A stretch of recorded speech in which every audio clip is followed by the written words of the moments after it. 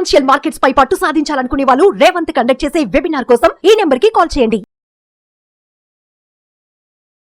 సత్యనారాయణ గారు నమస్తే సార్. నమస్తే సార్, ఏంటి మళ్ళా వచ్చే సంవత్సరం నుంచి బంగారం ధరలు ఇంకా విపరీతంగా పెరగబోతున్నాయంట. ఇప్పటికే సగటు సామాన్యుడికి బంగారం ధరలు అందుబాటులో లేని స్థాయికి సిచ్యువేషన్ వచ్చేసింది. అండ్ వచ్చే సంవత్సరం నుంచి ఔన్స్ $3,150 వరకు పెరిగే అవకాశం ఉందని గోల్డ్ మ్యాన్ సాక్స్ ఒక అంచనా కూడా వేసింది. ఇప్పటికే మనం 75 నుంచి 80 వేల వరకు చూసేసాము.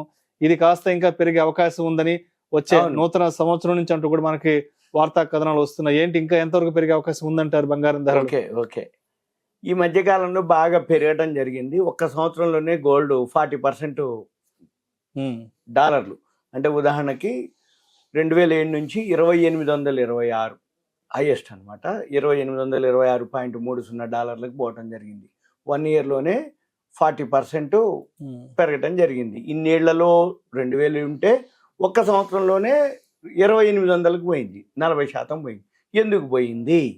ఎప్పుడైతే ప్రపంచంలో అనిశ్చిత పరిస్థితి, అంటే యుద్ధ వాతావరణం అనుకోండి, ఈ ఇన్ఫ్లేషన్ అంటే యుద్ధ వాతావరణంతో ఈ ఎఫ్ఎంసీజీ తినేవి తాగేవి ధరలు పెరుగుతాయి.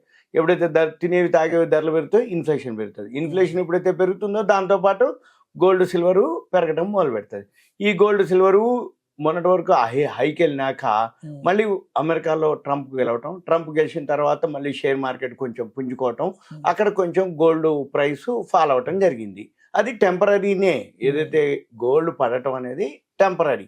ఈ టెంపరీ ఏదైతే ఉందో మనం ఏం చేయాలి అంటే investing.comలో వెబ్సైట్ అబ్జర్వ్ చేస్తూ చూసుకుంటూ పోవాలి. అయితే ఇప్పుడు ఈ బంగారం ఏదైతే పట్టం ఉందో పడ్డా కానీ మళ్ళీ ఓవరాల్గా నెక్స్ట్ ఇయర్కి పెరుగుతుంది అని గోల్డ్ మ్యాన్ సాచెస్ వాళ్ళు చెప్పడం జరిగింది. అయితే వాళ్ళు ఎలా చెప్తారు ఏంటిది అంటే, ఇప్పుడు ఏదైతే బంగారం ఉందో $3,150 కూడా చేరే అవకాశం ఉంది అని అంటారు.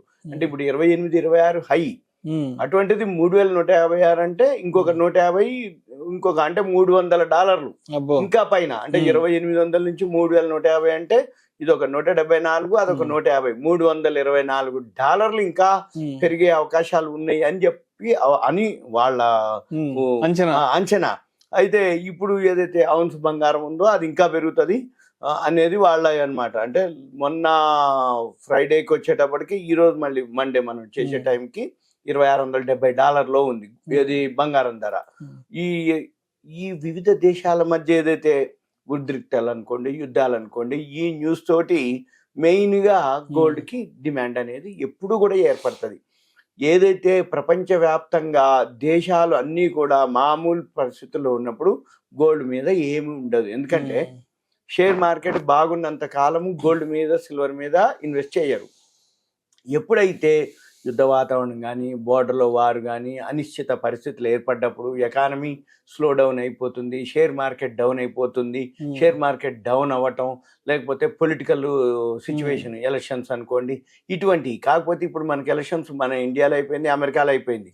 కానీ ఈ ఇరాన్ ఇజ్రాయెల్ వార్ అని, లేకపోతే రష్యా ఉక్రెయిన్ వార్ ఇంకా కంటిన్యూగా నడవటం, వీటితో పాటు దేశాలే కొన్ని నిల్వలు పెట్టుకుంటున్నాయి. బంగారం నిల్వలు మెయిన్ పెరగడానికి రీజన్ ఏంటిది అంటే, మామూలుగా మనమే ఇండివిజువల్గా ఆలోచిస్తే ఏమైనా లేనిపోయింది ఏదైనా అవసరానికి వస్తుందని చెప్పేసి కొనుక్కోవటం ఒక పద్ధతి. దేశాలే ఈ యుద్ధ వాతావరణంలో జరుగుతున్నప్పుడు ఏ దేశం మీద ఏ యుద్ధం అంటే ప్రకటిస్తుందో ఆ యుద్ధ వాతావరణం వచ్చినప్పుడు ఆ దేశానికి ఫండ్స్ కావాలి అంటే బంగారం తప్ప వేరే విధంగా ఏమి ఉండవు. ఎందుకంటే ఎక్స్పోర్ట్స్ ఇంపోర్ట్స్ జరగవు. ఎప్పుడైతే ఎన్ని నిల్వలు ఉన్నా కానీ ఉపయోగపడవు. ఒక్క బంగారమే, రూపాయలు కూడా పనిచేయవు. నీ దేశం కరెన్సీ ఉంటే నీ దేశానికే, అది మా దేశానికి పనిచేయదు. అదే బంగారం అనుకోండి, వరల్డ్ మొత్తానికి బంగారమే. కాబట్టి ఎక్కువ శాతం దేశాలే బంగారం నిల్వలు పెంచుకోవటం, వీటితో పాటు ఈ అనిశ్చిత పరిస్థితుల్లో. అయితే ఇది ఇప్పట్లోనే అయిపోదు, సమస్య పోదు. కాబట్టి గోల్డ్ మ్యాన్ సాచ్ వాళ్ళు ఏంటిది మధ్యలో తగ్గినా మళ్ళీ వచ్చే సంవత్సరం లోపల మళ్ళీ ఇది $3,150కి చేరుతుంది అనేది అన్నమాట. దీంతో పాటు ఇన్ఫ్లేషన్ పెరగటం, నిత్యావసర వస్తువుల ధరలు పెరగటం, ఈ యుద్ధం సద్దుమణిగినా కానీ, యుద్ధం వాతావరణం ఆగినా కానీ, ఈ ట్రంప్ కానీ ఏదైనా చొరవ చేసుకొని కల్పించుకొని యుద్ధాన్ని ఆప్ చేసినా కానీ ఎకానమీ దేశాలు తొందరగా కోలుకోవు. ఈ కోలుకోని దేశాలు ఏవైతే ఉన్నాయో అవన్నీ మళ్ళీ మంచిగా కావటానికి ఏంటంటే మళ్ళీ ఏండ్లు పడుతుంది. ఏండ్లు బట్టి ఆ సమయం లోపల ఎకానమీ స్లో డౌన్ అయింది. ఇప్పుడు మనం ఏమీ లేకుంటేనే మన జీడిపి డౌన్ అయిపోతుంది.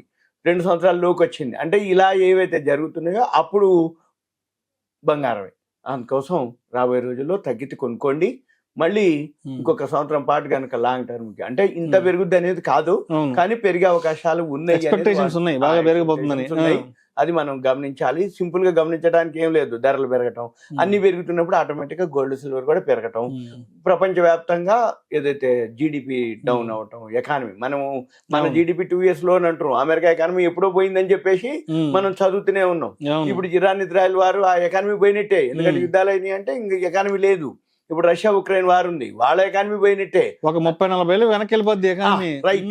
మరి అటువంటిప్పుడు మళ్ళీ మామూలు స్థాయికి రావాలంటే ఎన్నేళ్ళు పడుతుంది. అందుకని ఆటోమేటిక్ గా గోల్డ్ కి డిమాండే, తగినప్పుడల్లా కొనుక్కోవచ్చు. మళ్ళీ మధ్యలో తగ్గినా ఫీల్ కాకర్లేదు. ఎందుకోసం అంటే అబ్బా తగ్గిపోయింది అనవసరంగా ఎంటర్ అయిన అక్కర్లేదు, మళ్ళీ ఓవరాల్ గానే మళ్ళీ పెరుగుతుంది. మొత్తానికి ఎప్పటికైనా బంగారమే. రైట్, మళ్ళీ తగ్గినా పెరుగుతుంది. ఇది వాళ్ళ యొక్క అభిప్రాయం.